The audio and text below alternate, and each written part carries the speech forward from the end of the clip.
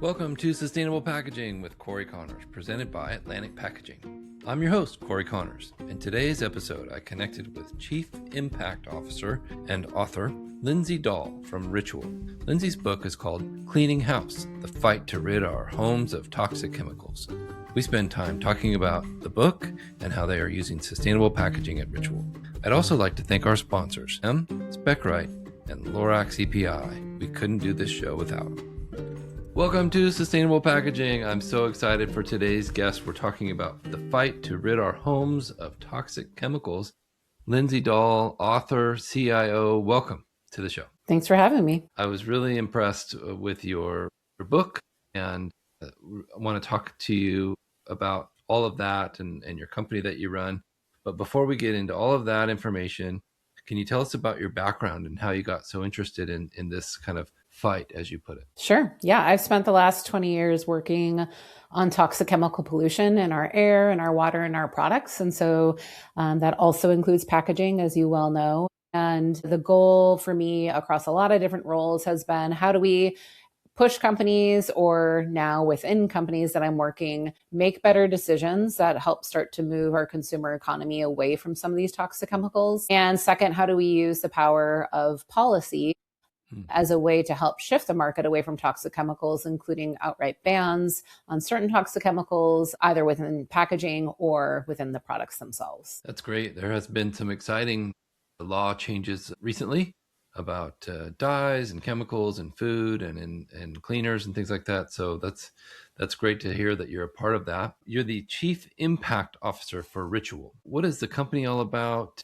What's the mission? Yeah, our focus is on women's health supplements, and we're helping to address two of the kind of key consumer questions people have when they're shopping for supplements, which is this safe for me and is it going to work? So solving those safety and efficacy gaps is what we're all about at Ritual.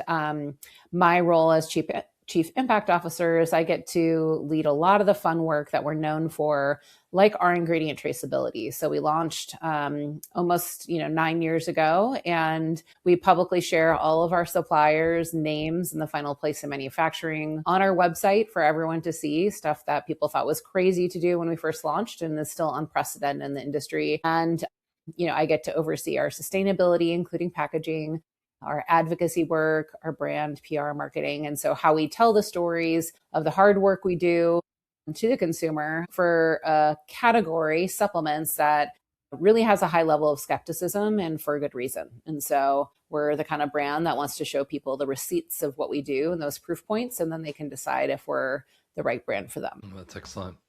Yeah, you're right. There is a lot of skepticism, but I think people are coming around to the idea of supplements as being of incredible value and importance to their daily rituals and food intake and intake in supplements. I love your LinkedIn page where it says, "We help turn healthy habits into a ritual." I think that's so important that we all celebrate that. You have an incredible social media presence with over 430,000 followers on Instagram. How do you engage with a community like that to help spread the message that you're trying to portray? I think consistency and kind of long form storytelling are two of the things we do best. So I like to work for brands that are trying to genuinely solve problems. And when you do that, it means that you typically have contextual answers. So I'll give you an example of that and how it plays across our social media. Packaging is a great example. We use recycled packaging for a lot of our products. We have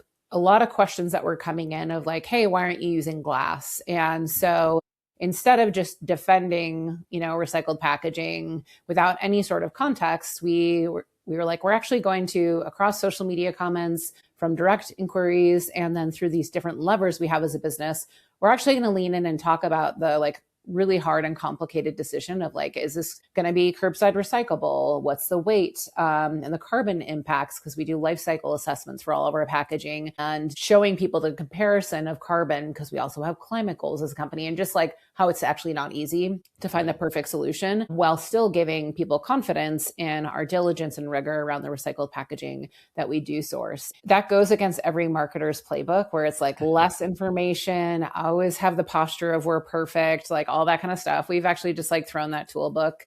We never have embraced that toolbook. And as it turns out, we don't put pressure on ourselves to have just like a single post speak for us. We know that it's just like a constant ongoing education as new people are introduced to our business. Hey, friends, we are going to take a quick break to thank our sponsors.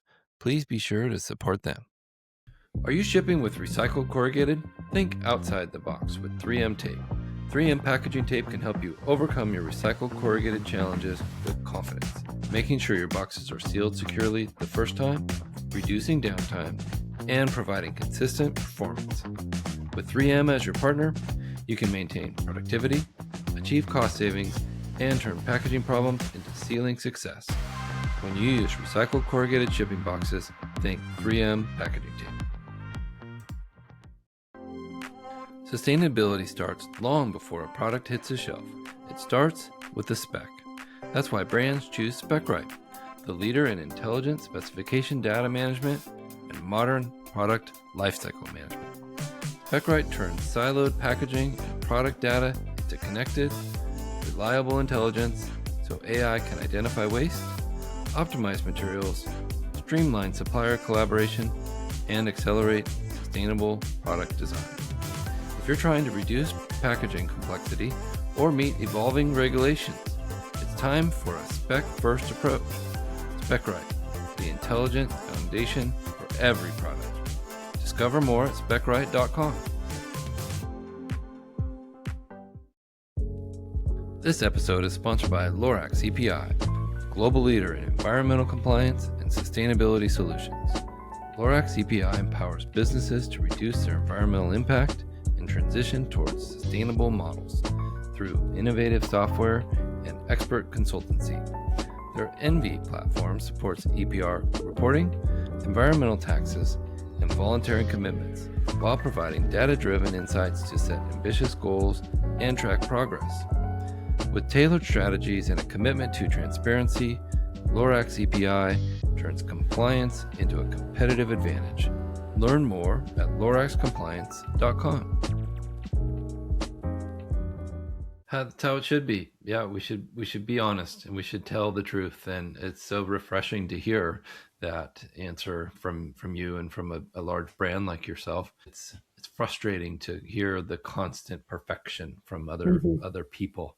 So I like to post about how I've failed, and this is I made a mistake, and I think it's really valuable. Can you tell us a little bit more about your packaging? I think that would be interesting for this audience. Yeah, we've got a variety of different products. We actually don't have a lot of SKUs given what is typical in the supplement industry. We're really kind of deliberate about what we launch and when. So we have several different packaging formats, and we really try to keep to as much as we can. We like to use stock packaging, but make it look beautiful, which again is kind of counter to what a lot of brands are doing. They really want to go the custom route. We want to use stock for a lot of different reasons. A lot of it has to do with the simplicity and size and recyclability. So we just launched a magnesium powder, for example, in a tub that's made from 100% recycled PET and also is curbside recyclable. But we made the label look really cool. So that's kind of our general approach. I think one thing that's interesting in supplements, and a good example is we have a gut health product called Synbiotic. In the gut health space, oftentimes those products either need to be refrigerated, which we know consumers don't really like to do. It's not a great experience for them. And so in that instance, we had to choose packaging that really helped control the moisture to make sure that the biotic strains were actually alive at the end of shelf life. Because what's common in the gut health space is that people are paying $60 for a bottle of a certain probiotic or a symbiotic, and the bacteria are not actually alive because of the packaging at the end of their shelf life. And we really didn't want that to be the case, especially given our price point for that product. And so we have, again, if you look at, we have 4 different products: our gut health product, a beauty product, like a skin health supplement, and choline, all of which that really are responsive in a negative way to pulling moisture from the air. And so we actually use the exact same bottle. That really helps. The technology, the bottle helps us with that moisture. But again, we use colors and labeling to help differentiate the products. But again, an approach that a lot of companies would have is let's create different custom bottles. And we're no, we're going to use the same bottle. We know the technology works, and we're just going to use some visual things to try to differentiate the lines. That's excellent. I often say there's nothing sustainable about rotten food. And I think the intention there is there's nothing sustainable about packaging that isn't effective. If it doesn't work, it's not sustainable. It might look sustainable, it might appear environmentally friendly, but you can't put something in a paper bag that needs a 2-year shelf life or 6 months, or like you said, needs to protect the oxygen transfer rate of the that's Yep. really important. I think that's a great message for everyone listening in the sustainable packaging space. Is it's got to work, right? Yeah, we also like, our protein powder is a great example. The majority of the market, especially when we launched our protein powder, were in tubs, very large tubs, Mm. taking up a lot of both shelf space, which is like good from a marketing perspective, but not good when a lot of those are going into the landfill and not being properly recycled. But we decided to launch in flex packaging. Now you're seeing more of that on shelf, but it was like pretty contrary to what the industry was doing at the time. And again, when we ran life cycle assessments, knowing the percentage rates for recycling for plastic in general, and we did the, looking at the actual volume of what would be going into a landfill for a flex packaging, it ended up being the right choice for us. And I think it also looks cool. Consumers, like, we ditched our plastic scoops, and we just educate them about, like, no, you can use how tools in your kitchen to get the right serving for our protein powder and stuff like that. So I think that's one example where it's like maybe seems less sustainable, but again, we'll talk about the trade-offs and the decisions we had to make for using flex packaging. What a great idea to ditch the plastic scoop. Yeah. As somebody that uses supplements, you buy it once and you don't need another one, or even the first time you didn't really need one because you have a teaspoon at your house. Yeah. It's so simple. What a great idea. Was that one of your initiatives? Yeah, it was. Nice The job. team was really excited about it. Thankfully, it wasn't just my team that was excited about the idea. And we do get some questions from people saying, like, hey, I'm surprised there's not a scoop in here. And again, when we explain the anticipated volume every year of plastic we have saved by opting out, they're quickly like, okay, that's cool. Do you know that number off the top of your head? Is that something you could share? I can look. I don't know it off the top of my head, but we summarized it in our last year's impact report, but it will grow every year based on the volume of the different products we have. That's exciting. That's really cool. And if you've ever tried to dig for one of those scoops in a jar that's too small for that, I can certainly commiserate with anyone who's got powder all over their hands from trying to dig one of those things out. Yeah, absolutely. Yeah, great idea. Well, let's talk about your book, Cleaning House, The Fight to Rid Our Homes of Toxic Chemicals. What an important topic. Like, there isn't much more important than that, I think. How did this book come to be? What was the impetus for it? I've been working on this issue for a long time, and it was during COVID in about 2020 where I saw the early seeds of what now today is kind of like a major problem, which is misinformation on social media. And so I thought, everyone kept tagging me in all these posts of like, oh, so-and-so says this chemical is safe and they don't understand the science. Can you respond? Which I didn't, because it just means more people will see those, or someone would say, this person is fear mongering, like they're not getting the science right. Can you correct them? And I was like, no, I can't. And I really decided, it's better to go analog. This is a complicated issue. Not all chemicals are toxic. They're not all toxic at the same levels and doses and exposure routes. And what this needs is it needs a book to like really allow for the proper context for people. But I also wanted to tell the story in a way that was interesting and fun to read. Because if I told you, oh, I'm a policy expert on toxic chemicals, like it sounds like a real dry snoozer or super depressing. And so my publisher, HarperCollins, pushed me to write it from my personal perspective. So like people learn with me along my career, and using the power of story makes it more fun to read, my hope. And I also interview and highlight every single chapter I'm featuring, whether it's a scientist or a prominent politician who's been a strong champion, or CEOs who have been really trying to lead the way.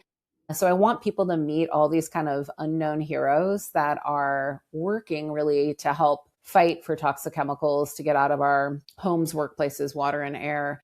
And the reason now it's most timely is, again, we have the issues becoming politicized, unfortunately, like everything. It's being used as kind of like political fodder to like maintain and like bring people along for different political bases. And I've worked for 20 years in this issue. It's a bipartisan issue. People of all political stripes really care about this issue. And I want us to both see how much progress has been made, both on the market and policy side. But I also want people to know that we can't just like get frustrated by the online debates. We have a lot more work to do. And in order to do that, we have to tune out a lot of the misinformation on social media. I totally agree with you. It is bipartisan. It's a health and safety issue. Mm-hmm. And there's nothing more level play than that. I mean, there's nothing political about that. Yep. Everybody needs that. So well said. That's exactly right. Can you give us a couple teasers to the book to encourage people to pick that up today? Can you give us like a few main points maybe, or whatever you think would help encourage people to buy that? Sure. Yeah. So the first of which, I was really excited. If you have seen the movie Erin Brockovich, it's Erin Brockovich herself has endorsed the book and read it and loved it, which is like a cool thing for me. And I think if people enjoy that type of movie and storytelling again around people, then I think you would really enjoy the book. Another kind of like teaser is I bring people in the early days of me learning to lobby and going up against the chemical industry. And, I call it West Wing Junior Edition because I was just like young and kind of naive and poorly dressed and really in over my skis, but I didn't quite know it because I was too young. And I think those stories are not only humorous, but also kind of show the dynamic of just how powerful the chemical industry is and how they use seeds of doubt, which is a tobacco industry tactic, very effectively to get people to be like, oh, this thing I heard about whatever chemical in that product, that's not really an issue. So if you like that kind of intrigue. And then the final thing is I feature and highlight a lot of really smart, it happens to be mostly women, not entirely, women from everything from like indigenous organizers in Alaska to CEOs of companies that are really kind of all connected to these issues of toxic chemicals from very different perspectives. So I really want people to understand that, yes, it's important for us to get toxic chemicals out of our homes. But what I really want is for people to leave the book energized to take action, but connecting the dots between the toxic chemicals in our homes and the entire lifespan that they have beyond our four walls. And so that's everything from how they're made, where they're made in the United States, who's impacted that's living next to those, all the way to incineration or end of life. And what does that mean? It's not just about our exposure in our homes. There's a much bigger environment involved. And I want people to really kind of start to appreciate that because I think we're ready for that shift. Yeah, I agree. And the more I spend in the sustainable packaging space, which is my niche, the more I realize sustainability and health are basically the same. And we need the planet to be sustainable. We need our packaging. We need our food. We need our health supplements. Everything needs to work together to be healthier alternatives is kind of how it feels to me. The more I learn about what happens to packaging and how our food is made and how our cleaning products are made and used. So this is very exciting to learn about. I had kind of an interesting question for you. If you had a magic wand that you could just use, and what are a couple things that you would just use your wand for today? Related to packaging or anything you want? Yeah, anything involved in this discussion that we've had today about chemical removal from homes or packaging or whatever you think. Yeah. Okay.